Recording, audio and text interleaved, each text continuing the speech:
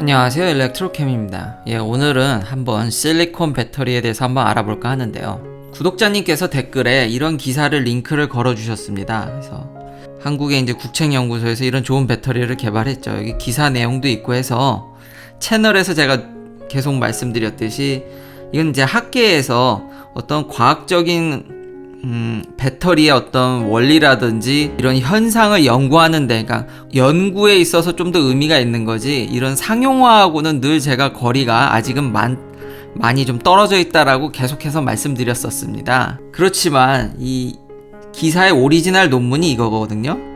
이게 보니까 저자분들 중에 저에게 익숙한 이름이 좀 몇 분 계셔서 리뷰를 하게 됐습니다. 이 페이퍼는 안게반테 케미에 이제 퍼블시 됐는데요. 출판됐는데요. 제가 전에 말씀드렸듯이 내용을 잘 모르시면 이것에 대한 임팩트 팩터를 찾아보면 됩니다. 이 논문이 얼마나 임팩트가 있느냐를 이제 수치화했는데 2018년에 한 10이 좀 넘게 됐네요. 물론 아주 좋은 논문입니다. 여기에 내면은 굉장히 과학적으로도 의미가 있고 정말 좋은 논문이지만 좀 더 상업성이라든지 상용화라든지 좀 더 임팩트가 크려면 지난번에 제가 소개시켜드렸던 이제 삼성이 이제 전고체 배터리라고 이제 얘기한 이제 네이처 에너지 이런 데에 냈었겠죠. 한국이라면은 이런 임팩트 팩터에 아무래도 성과가 더 많이 연동되는 사회라 네이처 에너지의 지난 임팩트 팩터는 37이네요. 그러니까 네이처나 네이처 자매지들의 이런 임팩트 팩터가 엄청 큽니다. 그러니까 이 지금 성과를 제가 깎는 게 아니라 굉장히 배터리 기술에 있어서 우리가 진보는 했지만 아직 갈 길이 멀다는 점과 좀 더 그런 상용화랑 좀 근접됐다든지 그렇게 해서 일반 사람들이 더 영향을 받는다면 아마 이 삼성이 냈듯이 이런데 출판되지 않았을까 생각이 됩니다. 그래서 논문의 내용을 보면은 저도 이 논문 덕분에 이제 많은 걸 배웠는데, 이제 실리콘 옥사이드를 쓴 겁니다. 그러니까 실리콘을 산화시킨 재료를 썼는데, 그런 배터리들은 쉽게 이런 리튬을 이렇게 손실하게 되는데, 미리 이제 리튬을 좀 더 채워 넣어서 배터리 용량을 유지할 수 있었고 좀 더 오래 쓰게 만들었다는 이야기입니다. 리튬을 더 채워 넣는 방식을 이제 솔루션 베이스로 이제 개발을 해서 여기 보면 여러 용액들을 다 테스트를 했거든요. 그래서 롤투롤로 일렉트로드에 이제 단순히 그 일렉트로드가 용액을 지나감으로써 이렇게 과량에 더 리튬을 더 넣을 수 있게 설계를 해서 대량 생산에도 이제 가능성을 보여줬다라는 겁니다. 좋은 논문이지만 아직은 좀 더 상용화를 가려면 좀 더 가긴 해야 되는데요. 그래서 제가 기존에 실리콘은 알고 있었는데 실리콘 옥사이드도 쓰는지는 몰라서 제가 이제 다른 논문을 참고해서 실리콘 옥사이드 에노드에 대해서도 이제 좀 공부를 해봤는데, 전에 제가 말씀드렸듯이 이렇게 배터리가 양극과 음극이 있으면 이제 리튬이 왔다 갔다 하는데요. 여기에 이제 어떤 물질을 쓰느냐에 따라서 용량이 이제 천지 차이입니다. 그러니까 재료들이 많이 개발되어 있는데 좋은 재료들이 참 많습니다. 예를 들면 제가 지난 시간에 소개시켜드렸던 실리콘 같은 경우는 지금 흑연을 많이 쓰죠. 근데 실리콘으로 바꾸게 되면 100% 퓨어 실리콘으로 바꾸게 되면 용량이 10배로 뜁니다. 아니, 용량이 10배로 뛰는데 왜 우리가 지금 쓰고 있지 않냐? 쓰고 있습니다. 아주 살짝 쓰고 있습니다. 살짝 파우더를 갈아서 조금 넣어서 쓰고 있습니다. 대부분은 흑연입니다. 이 그래파이트인데 이 문제가 부피 팽창입니다. 그러니까 리튬이 여기 있는 이제 이 노란색이 리튬인데 여기 이게 만약에 에노드가 실리콘이라면 여기 카본으로 되어 있지만 이게 실리콘이 되면 여기 들어가서 서로 화학 반응을 해가지고 부피가 팽창합니다. 무려 300%가 넘게요. 그러니까 300% 이상 이제 팽창을 하니까 쉽게 생각하시면 그렇게 쉬운 부분은 아닙니다만 단순하게 이제 생각을 하면요. 그러면은 배터리가 한 3배 이상 부피가 팽창한다고 보시면 됩니다. 그럼 어떻게 되겠죠? 배터리가 터집니다. 그러니까 안전성에 문제가 있죠. 그래서 못 쓰는 겁니다. 그러니까 여러 물질들이 있는데 흑연이 그나마 안전하고 부피 팽창에 흑연이 없는 것도 아닙니다. 이거 흑연이 영어로 그래파이트인데 그래파이트도 한 10% 정도의 팽창을 하지만 안전하기 때문에 대부분 이제 그래파이트를 쓰는 거고, 거기에 이런 것들을 조금씩 섞어서 이제 부피 팽창을 어느 정도 이제 견딜 수 있는 설계를 가져가면서 이렇게 조금씩 이제 옵티마이제이션을 하는 거거든요. 그리고 이런 부피 팽창을 하기 때문에 처음에 이런 실리콘 필름을 쓰면 용량이 좋은 용량을 보여주지만 그 부피 팽창을 그렇게 해대는데 늘었다 줄었다를 하는데 그 필름이 멀쩡할까 이렇게 부서집니다.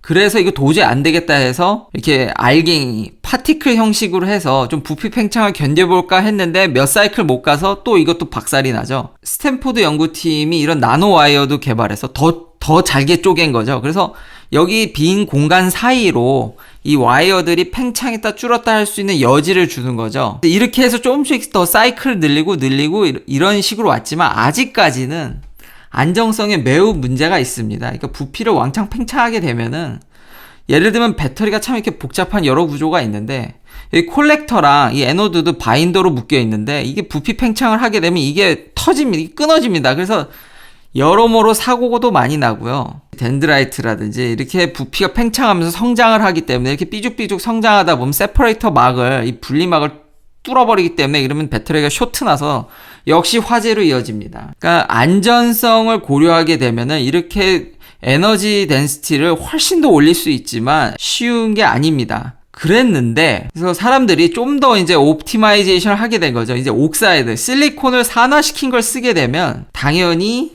에너지는 줄겠죠. 그러니까 이론상 3600 육박하던 게 이제 2000대로 떨어집니다. 그래도 기존에 아까 보셨죠? 흑연은 370, 400대니까요. 그거에 비하면 여전히 5배 이상 많습니다. 대신 부피 팽창도 줄었지만 아예 막질 못했습니다. 그러니까 한 160%? 그러니까 옥사이드는 안정성을 조금 더 확보하고 에너지 덴시티를 조금 줄인 겁니다. 이러면서 어떤 과학적 현상을 알아가고 좀 옵티마이제이션을 하고 이 원리를 알게 된다면 이런 문제를 근본적으로 없애버릴 수 있지 않을까 이러면서 논문 자체로서는 값어치가 참 많은데요. 상용화하고는 아직 거리가 좀 있죠. 그런데 이런 것들이 이제 기사로 알려지게 되고 이런 일반인 분들도 이렇게 학계에 나온 논문을 논문이 아까 그 보여드린 논문은 나온 지 한 달도 안 됐거든요. 근데 막 기사로 이렇게 나오고 이렇게 구독자님도 저에게 댓글을 달아서 알려달라고 하실 정도니까 굉장히 뭐랄까 학계에서 나온 소식들이 일반인들한테 전달되는 과정도 빠르고 그리고 요즘 워낙 혁신에 이렇게 목마르다 보니까 학교나 연구소에서 개발된 것들이 회사로 이렇게 넘어가는 경우도 굉장히 빠른 것 같습니다. 옛날에는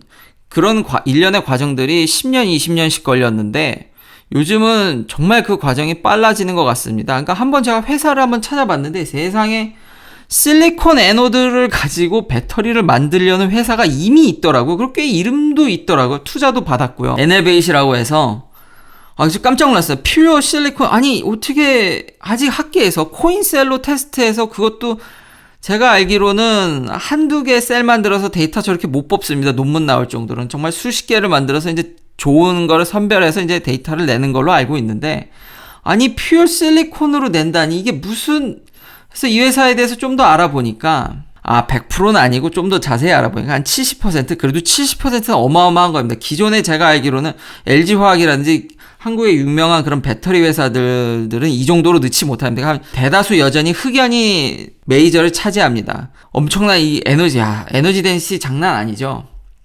이런 거를 이제 하겠다. 굉장히 제가 놀랐고요. 이 회사에서도 또 무슨 얘기를 하냐면은 아까 바인더가 터진다고 말씀드렸죠. 이게 팽창하거나 이러면은. 그래서 그 문제도 이제 글루라이크 플라스틱을 쓰고 그리고 여기 또 재미난 게 실리콘에 제가 아까 그런 나노 파이버 기둥을 말씀드렸는데 이제 포러스한 그러니까 구멍이 막 뚫린 실리콘 필름을 써가지고 거기서 그 구멍이 뚫려 있으니까 리튬이 들어갔을 때 이제 반응을 해가지고 좀 이제 부피를 팽창할 여지를 주는 거죠. 미리 그런 필름을 써가지고 우리가 금방 실리콘 배터리를 이제 상용화 하겠다라는 게 이제 회사 소개에 나와 있습니다. 그래서 많은 분들이 이런 소식들을 듣고 미래는 이렇게 될 거야. 예, 맞습니다. 미래는 이런 식으로 흘러갈 게 맞는데 테슬라 채널을 운영하면서 느끼는 점은 뭐냐면 이런 것들이 기업에 있어서는 언제 오냐가 그러니까 타이밍이 굉장히 중요한 겁니다. 그런 타이밍을 봤을 때 신기하게 테슬라가 굉장히 그런 옵티마이즈된 점을 찍어가기 때문에 제가 테슬라를 이렇게 좋게 보는 거지 어떤 테슬라의 기술력이 이런 걸 다 이렇게 이 회사도 얘기하는데 지금 2024년, 2025년이죠. 그럼 이런 것도 빠른 거 아니냐. 그리고 이제 테슬라의 어떤 미래를 예측할 때 기존의 내연기관차들이 3년 안에 들어올 거니까 테슬라가 그러면 긴장을 해야 된다. 예, 그럴 수 있습니다. 그럴 수 있는데요. 제가 아까 말씀드렸듯이 타이밍이 참 중요한 건데요.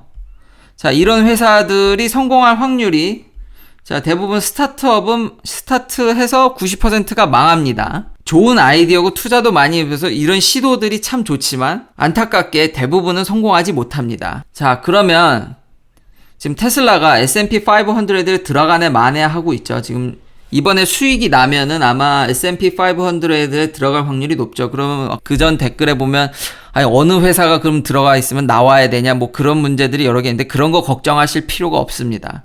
제가 S&P 500에 들어있는 이제 그 회사들의 평균적 라이프 스팬, 그러니까 얼마나 생존하냐를 봤는데 옛날에는 그런 대기업들이 뭐 30년 뭐 잘하면 거의 40년을 바라보듯이 살 수 있었으나 그 라이프 스팬이 점점 줄고 있습니다. 감소하는 게 보이시죠?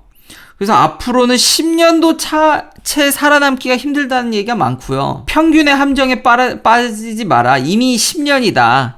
이런 큰 대기업들도 10년 이상 살아남기 쉽지 않다. 예를 들면 S&P 500가 아니라 Fortune 500도 10년 주기로 보면은 그 안에 있는 기업 리스트들 대부분이 막 바뀝니다. 그러니까 기업에 있어서는 3년, 5년도 자기 인생의 거의 절반인 겁니다. 5년이면. 그러니까 5년 뒤에 될 거라는 얘기는 그게 될지 안 될지 모른다는 얘기도 많이 내포하고 있습니다. 꼭 안 된다는 거 아닙니다. 근데 안 될 확률이 이건 적은 수준이 아닌 겁니다. 그래서 현 상황을 봤을 때 테슬라가 신기하게 그게 굉장히 현재로서 가장 가성비가 높고 옵티마이즈된 포인트들을 신기하게 찝어가서 아 테슬라가 잘 될 것 같다라는 저의 예상이 있는 거지 뭐 테슬라의 기술력이 막 월등해서 그렇다는 건 아닙니다. 그래서 정리하면 꽤 이런 실리콘이라든지 그러니까 10배나 이제 에너지를 상승시켜주지 않습니까? 하루빨리 이런 논문들이 많이 나와서 많이 쌓여서 많이 우리가 이런 어떤 현상을 알게 되고 그래서 빨리 상용화가 됐으면 좋겠습니다. 시청해주셔서 감사합니다. 구독, 좋아요 부탁드립니다. 내일도 테슬라 관련 이야기들로 찾아뵙겠습니다.